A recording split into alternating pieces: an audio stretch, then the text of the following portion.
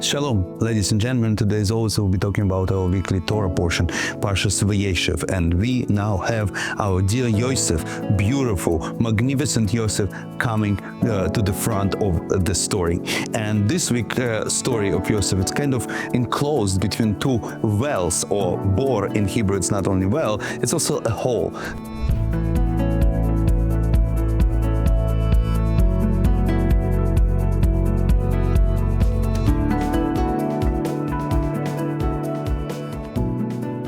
The one hole that his brothers, when they plan to kill him, instead of that, they throw him into this hole where he later on is sold into Egypt. The another hole, the last of this, how the Yosef story in this weekly Torah portion ends when Yosef sits in the hole in Egypt. But originally this hole in Egypt was called jail, Egyptian jail. But when Yosef meets the minister of the wine industry in Egypt, he tells him that like his brothers threw him into the hole the same way, likewise he was thrown into the hole in Egypt, and somehow connects those two stories, those two enclosures of the story together. It's actually in the next weekly Torah portion when the minister of wine industry recommends Yosef to Pharaoh. Yosef is taken out of this hole, and it's actually called, he was taken out of the hole and was giving a new clothes. And here it brings another motive of the story. It's a cloth, because also when the brothers threw him into the pit, into the hole, they took his special coat that father and mother gave him and take it off Yosef and throw him into the pit without the special coat. And then when he is in Egypt, the Potiphar's wife tried to harass him, and Yosef ran away from her, but she takes his clothes again, and he comes to the Egyptian jail, to the new pit, to the new hole of Egypt without the clothes. And then when he's taken to Pharaoh, the new set of clothes was given to him.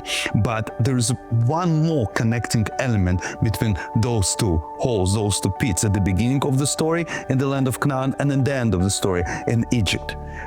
Brothers planned to kill Yosef, because whatever, he wasn't a pleasant guy, and he had this crazy ambitions and dreams that he will rule over all. Don't forget that he was the youngest brother, and instead of killing him, they throw him into this pit, into this hole. But at the first glance, it looks like it's a disaster, it's a downfall. But there he actually was saved from the death. The same thing in Egypt, when he already getting to the Egypt and become a very popular guy in the Potiphar's household, when Potiphar's wives, and Potiphar was a minister in an Egyptian empire, blames Yosef that he tried to rape her. Regular thing, it's a normal thing in Egypt. The slave tried to rape his master's wife. He probably, most likely, there's like not most likely, 99.9% he would be killed. But instead of that, instead of death, he encountered another hole. He was thrown to the pit, and then he's was taken out from the pit to the Pharaoh. But also one more thing that connect all the stories, because Yosef was thrown to the pit by his brothers because they wanted to deprive him from his dreams. But they didn't realize, and Yosef didn't realize at this time as well, that he actually was brought closer to his dreams, to be a ruler of the world, ruler of his brothers. And it seemed that his dreams started to come true when he ended up in the Potiphar's house and became the manager of entire household. But then again, he was taken from the top and thrown right away into the bottom of the pit.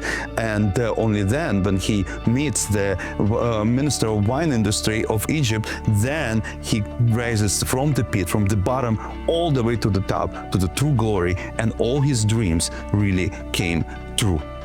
Why Yosef? The main question is here, why Yosef in general in the story of Bereshit? Because according to Ramban, the whole story of Bereshit is a Maaseh Avot Siman Lebanim, the deeds of our fathers. They are example to us, to their descendants, but Yosef is nobody's father, because the tribes that belong to Yosef do not exist today.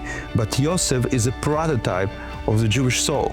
the prototype of the history of our nation. When we are raising to the power, to the prominence among other nations, and then with the exile and the persecution and oppression, we throw all the way down to the pit, but never destroyed, never killed. And then we rise again and again. And this up and downs, this is our history. This is the history of the Jewish nation. This is the history of every Jew. So it doesn't matter how high you stand and how low you fall, you always will rise even to the higher heights when you follow the Yosef's example. Thank you very much. Good luck. I see you next week.